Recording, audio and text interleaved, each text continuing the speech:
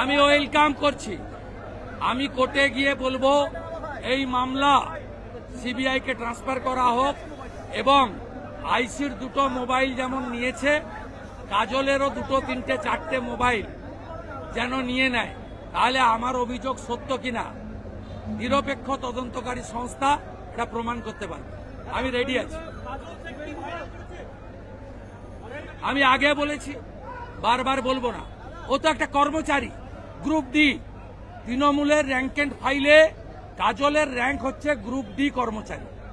আমি ওর মালিককে হারিয়েছি। ও ভাইপোকে মাসে 10 কোটি করে টাকা দিচ্ছে, এখান থেকে তুলছে 25 কোটি। 10 কোটি করে টাকা দিচ্ছে, তাই ভাইপোর বলে বলিয়ান। কতবার উত্তর দিব ভাই? তোমাকে কাজল ফিটিং করে পাঠিয়েছে নাকি?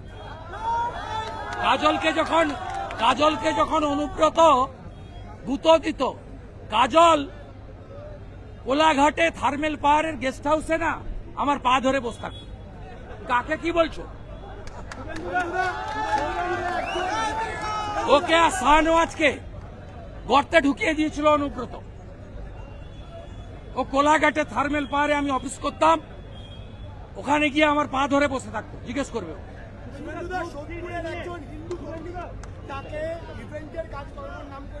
হ্যাঁ,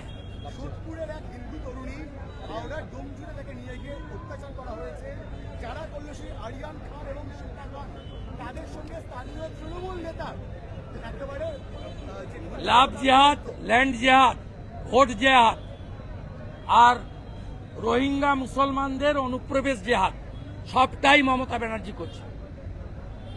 তাই ভারত বিরোধী আন্দোলনে কাকদ্বীপের লোককে দেখা যায় তৃণমূল নেতার সঙ্গে। এটার সঙ্গে একটু অ্যাড করবো, এই শ্বেতা এবং আরিয়ান বিদেশে পালানোর চেষ্টা করছিল, সন্দেহ করা হচ্ছে সেখানে স্থানীয় তৃণমূল নেতৃত্ব তাদেরকে সেফ প্যাসেজ করে দিচ্ছিল। স্থানীয় তৃণমূল নেতারা তাদেরকে সেফ প্যাসেজ করে দিচ্ছিল বিদেশে পালানোর জন্য। তৃণমূল দলটাই জামাত, হেফাজত, ভারত বিরোধী জঙ্গিদের মদতদাতা, আশ্রয়দাতা রাজনৈতিক দল।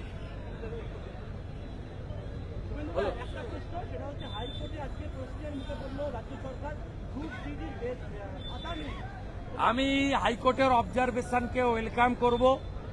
তারা খুব লফুল অবজারভেশন দিয়েছে, কিন্তু ফাইনাল জাজমেন্ট আসার পরে মন্তব্য করব। কিন্তু পশ্চিমবঙ্গে আপনারা জানেন, সিঙ্গেল বেঞ্চের অর্ডার যাই হোক না কেন, এটাকে রাজ্য সরকার ট্যাক্সের কোটি কোটি টাকা খরচ করে ডিভিশন বেঞ্চ এবং সুপ্রিম কোর্ট পর্যন্ত নিয়ে যায়। তাই এর কনক্লুশন এক্ষুনি টানা ঠিক হবে না। তবে মাননীয় বিচারপতি যে মন্তব্য করেছেন এটা খুব লফুল এবং এটা প্রত্যেকটা মানুষই যারা ল অ্যাবাইড পিপল তারা ওয়েলকাম করবে। আমি রাজ্যের বিরোধী দলনেতা হিসেবে এই অবজারভেশনকে ওয়েলকাম করছি। হাইকোর্টের অবজারভেশন যে অর্ডার বের করার সঙ্গে সঙ্গে এত তাড়াতাড়ি ইমপ্লিমেন্টেশন কিভাবে হলো?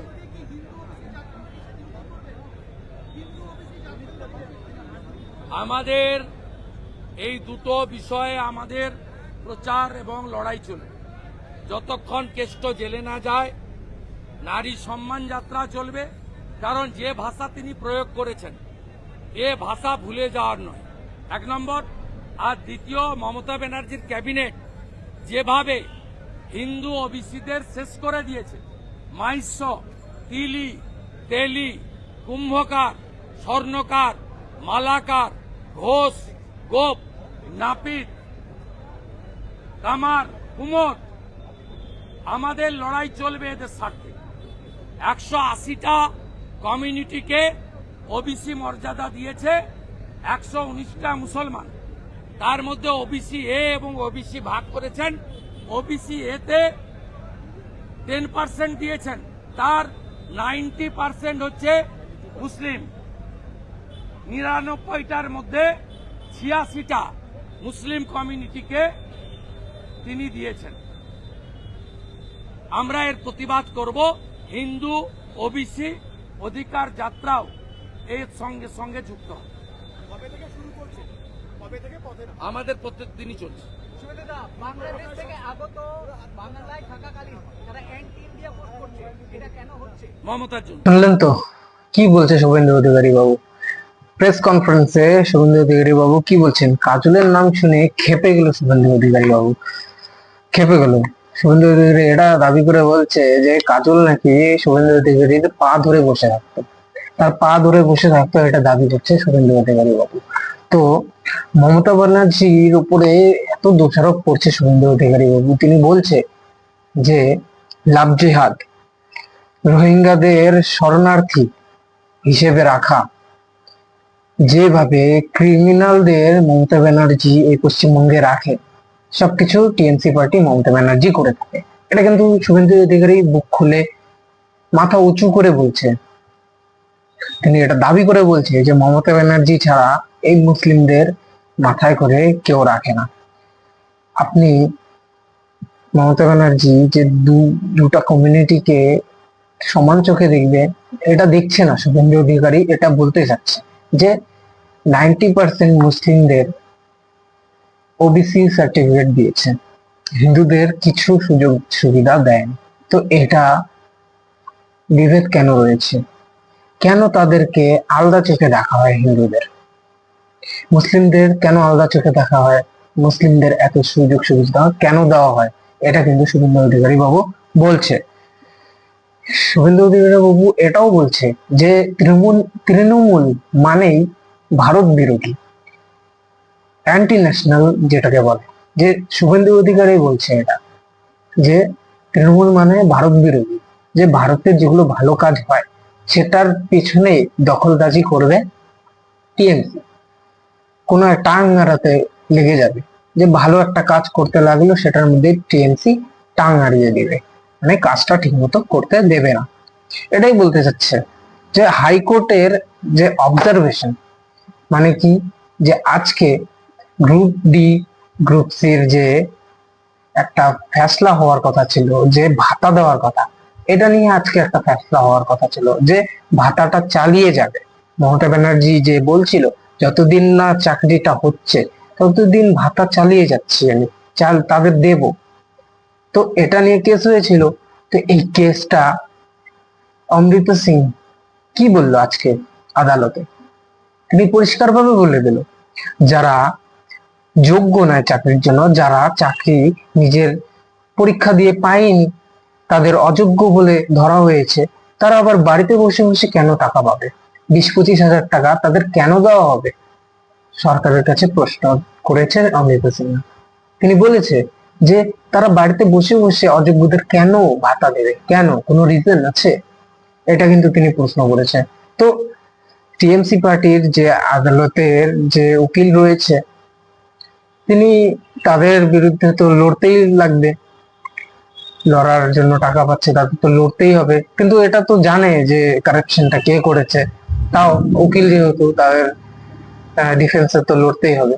তো ভ্যালিড কোনো রিজন দিতে পারেনি অমৃতা সিনহাকে যে তাদেরকে কিসের জন্য ভাতাটা দেওয়া হবে। তো ভ্যালিড রিজন না পাওয়া অমৃতা সিনহা বলে দিল যে গ্রুপ সি গ্রুপ ডি যে ভাতা দেওয়ার যে নীতিটা চালু করে দিয়েছিল ওটা স্থগিত রাখতে হবে, মানে বন্ধ করে দিতে হবে, ওটা চালিয়ে যাওয়া যাবে না। তো এই অবজারভেশনটা শুভেন্দু অধিকারী বাবু তিনি বললেন মঞ্চে যে এটা খুব ভালো একটা ডিসিশন নিয়েছে, এটা তিনি বলেছেন যে খুব ভালো করেছে। আর এটা বলছে যে এই অমৃত সিনহা যে অবজারভেশনটা তিনি দিয়েছে, তিনি বলেছে যে এটা ভাতাটা বন্ধ করার জন্য। তো এটার মধ্যে তো টিএমসি পার্টি স্থগিত থাকবে না, তারা হাইকোর্টে নিয়ে যাবে, সুপ্রিম কোর্ট পর্যন্ত নিয়ে যাবে, মানে জিনিসটাকে আরো লম্বা টানবে, লম্বা মানে এটাকে যত দূর টানা যায় টেনে এই বিধানসভা ভোটটা হয়ে যাক, ততদিন যদি চিল্লাহাল্লা না হয়, দ্বন্দ্ব না লাগে, আর তাদের টিএমসি পার্টির পোলটা খুলে না যায়। তো মানুষের কাছে পোল খুলে গেলে তো একটা বড় দুশ্চিন্তার বিষয়ে পড়ে যাবে টিএমসি পার্টি। এর জন্য কিন্তু এই জিনিসটাকে চুইংগামের মতো বড় একটা করতে চাচ্ছে, বিশাল বড়। তো এটাই শুভেন্দু অধিকারী বলতে চাচ্ছে যে এটা মানুষের ট্যাক্সের টাকায় উকিল ঠিক করবে, মানুষের ট্যাক্সের টাকায় উকিলদের টাকা দেবে, কোটি কোটি টাকা খরচা করবে, এটাকে সুপ্রিম কোর্ট পর্যন্ত নিয়ে যাবে, মানে জিনিসটাকে বড় লম্বা করতে চাচ্ছে। তো তাই এখনই কোনো কিছু কনক্লুশন করছে না, তো এটা নিয়ে অত কিছু মন্তব্য করলো না শুভেন্দু অধিকারী বাবু, তার কারণ তিনি জানে যে গ্রুপ সিডির এই জিনিসটা আরো লম্বা টানবে টিএমসি পার্টি। তো এটাই হলো কথা, যে কাজলের উপরে তো পুরো রেগে গেল শুভেন্দু অধিকারী।